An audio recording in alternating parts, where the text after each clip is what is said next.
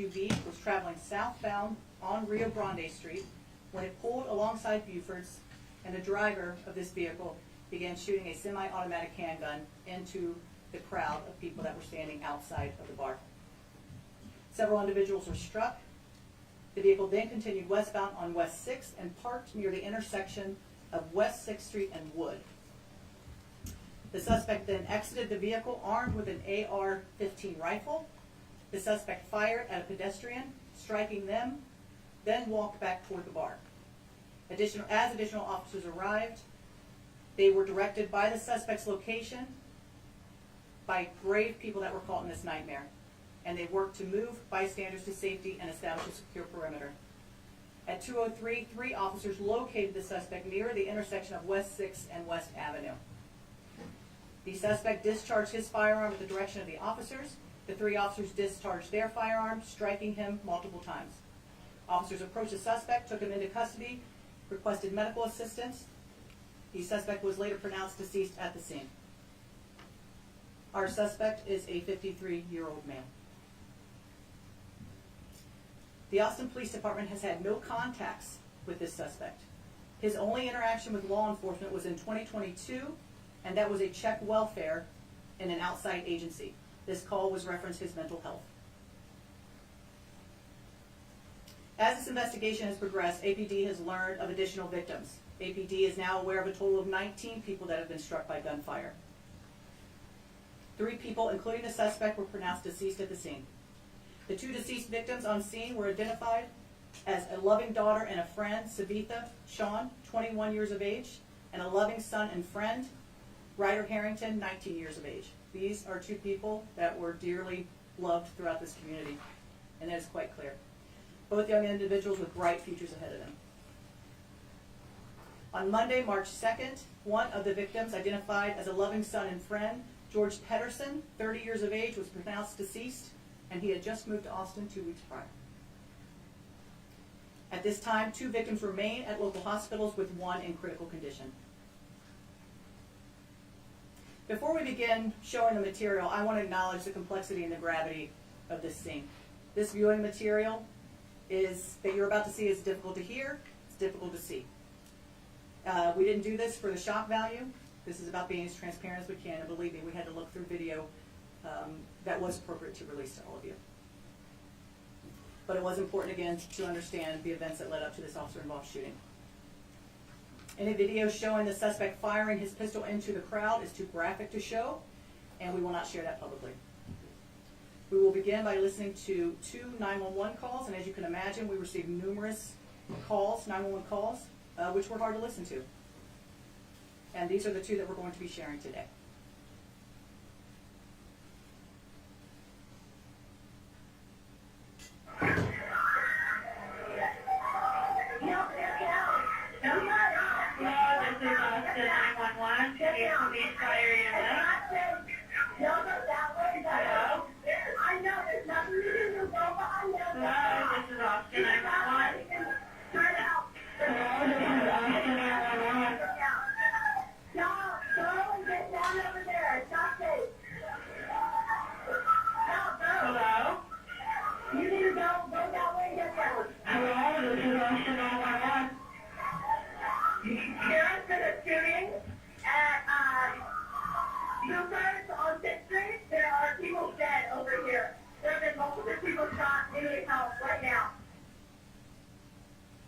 Second call. Buford on 6th Street, there was gunfire. The cops are here, but everybody... Is anybody with you, Sean? Yeah, there's nobody shot with me, but I heard like 6 gunshots from inside. Everybody ducked down on the bottom floor. It sounded like it was from the... We're just right outside. We're hiding between cars. Okay. We're behind you, bro. You heard that come from inside? Yeah, there's cops running towards it. Just more would help out. There were 6 gunshots, and there were about 3 more on the street beside Buford, towards the right, looking south. There was about 3 more. I think those are the cops fighting against it. There's also more sirens coming in.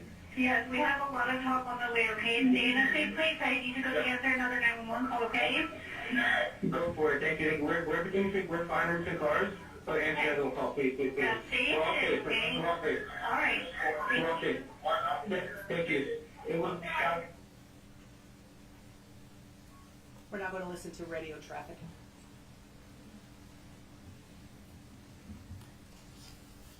That the shooter vehicle is going to be a Chevy Tahoe. They are saying somebody was shot. George 301 going 23. Units will the air. There were 6 or 7 gunshots. we have aggressive travel, suspect. First, we want to see a black Chevy Tahoe. DR403. I do have one victim. Look like he possibly shot it. We're right here on the side street. It's going to be a male. You know, for the officer behind, we probably have about 6 or 8 people that have actually been shot. We're going 23 with the medic at the clear bringing in.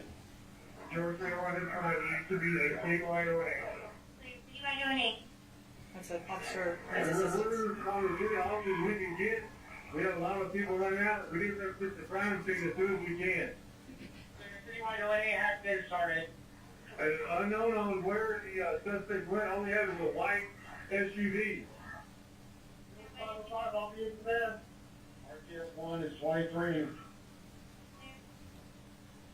79, I'm in command. RTS2, I have command. We're inside here first. We have at least one victim, accusation contact. Responding units, we need you guys to clear 6th Street.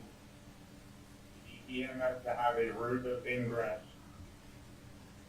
George 505, XP is going to be 6 in Rio, 6 in Rio. Right, 302 to responding units, I cannot stress this enough. You guys need to keep 6th Street clear. Shut it down if you have to. Here, George, just let y'all know you pretty much got the city coming to you. You want them to stage at the main and dispatch from there. What do you guys need? 79, there are additional shots being fired. There's additional shots being fired. 302, that was to the west, that was to the west. Those shots were on the, on West Avenue. 302, the thing is at AR-15, AR-15 to the west. Fifth Street.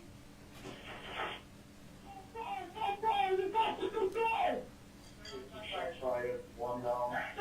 6 on West House. Right here. Lights what's up. Lights up. Okay. I'm on the top. Move to the now, on the street. That's right.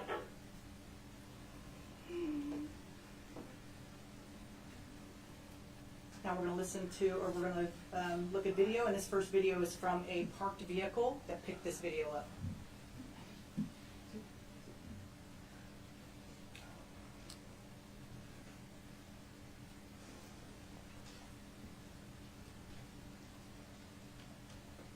You can see our suspect come into frame. He has the AR in his hand.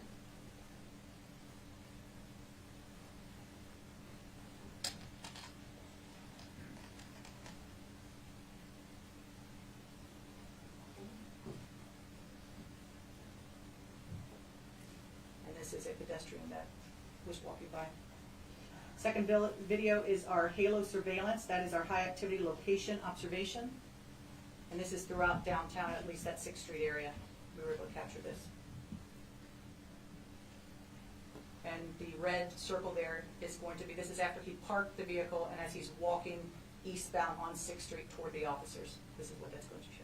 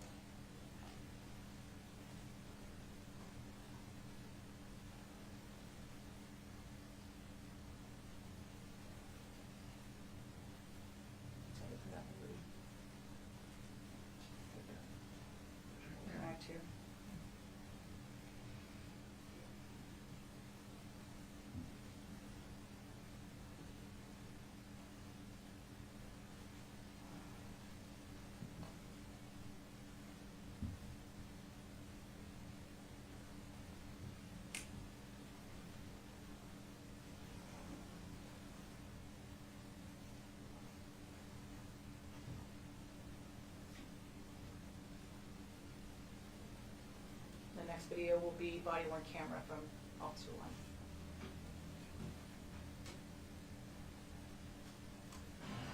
That was more gunshot.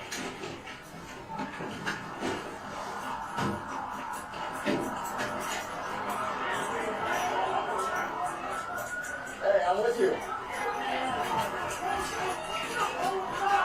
I'm with you.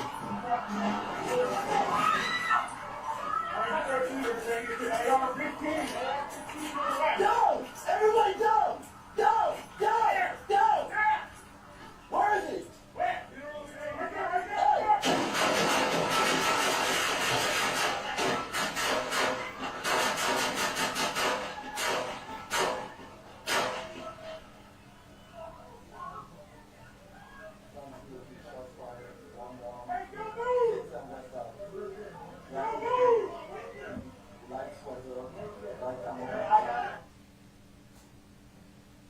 Next video is from Officer 2's body-worn camera. This was an officer that was on West Street. Where is it? Where is it? He's on 6th Street. Where is it? Where is it? Who shot?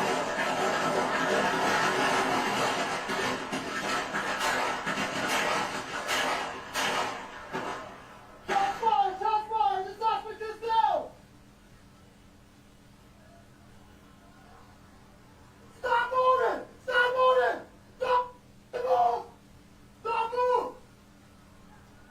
I'm on the suspect! Move here now! I'm on the 6th and West!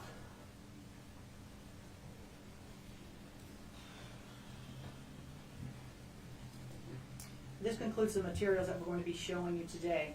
I want to again recognize the bravery of our officers. You saw that firsthand as they ran into danger to stop this. It is quite clear that they saved multiple lives. And also to the people, the brave people that were around, giving direction on where this guy was. Everybody was looking to identify him and to stop this threat. So I want to thank, again, the officers that engaged him, the officers that responded, that started putting tourniquets and rendering first aid immediately to victims. As you can see, this was a chaotic scene that was overwhelming for many, and it's overwhelming to watch it. I walk into our PIO office and people are in tears and they're listening to these things, and it is hard and it's challenging. This devastation just doesn't affect the community, and my goodness, I don't think any of us can imagine what these families are going through right now, the suffering that they are dealing with, but our hearts are with them. I want to thank the mayor. Thank you for your leadership and city management team, just fantastic, giving us all the resources that we need. Again, this is an investigation that is continuing, still working with our FBI partners. I also want to thank 512-974-5037. Also, if anyone has evidence that they would like to send, I know a lot of people captured video and audio. This QR code, if they want to hit that, they can send and upload that information, and that will go to a detective. And again, if you see, the amazing thing is when we look at all of these 911 calls, it's about calling as soon as possible. Anyone who sees something, hears something, please call 911 immediately. Thank you all for coming. We'll take 3 questions. I had a question right here. So I had heard that one of the victims was outside of Buford's waiting for an Uber. That's right. Can you tell us? A lot of the people were struck outside of the bar. And one thing about Buford's, which is something that we all appreciate, is a nice patio. And so that's what they have on the side there. And so these were some people that were outside, that were in that back patio. But the majority of the people that were shot were outside that bar. Can you say more about the welfare check? Did law enforcement consider taking away his firearms after that 2022? I believe this in 2022. It may have been out of New York that check welfare was there. I think I don't know that they had enough to do a commitment for him. I think what I'm hearing is they gave him resources to call, that type of thing. So I don't think the check welfare led to any commitment. Do you know anything about his mental state? I do not. Chief, can you kind of give us an update on anything investigators have found about potential link to terrorism as a motive here? I think, again, this investigation is, we're working in tandem with our FBI partners, and certainly as we look at different indicators, we conducted 2 search warrants, and all of those are being, gone through, and you talk about the digital evidence and all the things that we have to do. We are not ready to talk about exactly what that nexus is. But again, from that early on, the scene, calling in the FBI was the right thing to do. You talk about a scene of that gravity and then the potential for terrorism, that had to be investigated, and it is. We'll take one more question.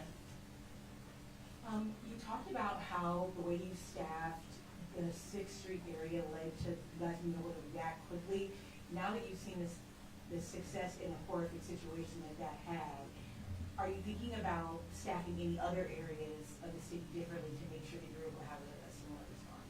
Or are you already doing it? Yeah, I think when we look at, and again, Halo being that area where there's so much concentration, and as Austinites, that 6th Street area is that entertainment area, and we get thousands of visitors there on the weekend. And so, believe me, as new chief, when I came here, I thought, my gosh, look at the amount of overtime and the resources that we spend on 6th Street.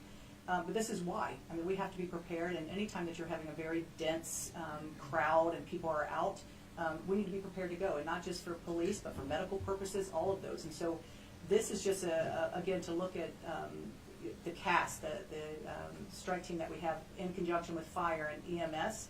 That's what responded to these scenes as well, is being able to get there quickly to address these situations. So they will remain, and as we move forward, any crowds that we have, we are a department, again, that practices best practices throughout the country, and people look to us to what we do. Having that group every Friday, Saturday, Sunday, they're in this room.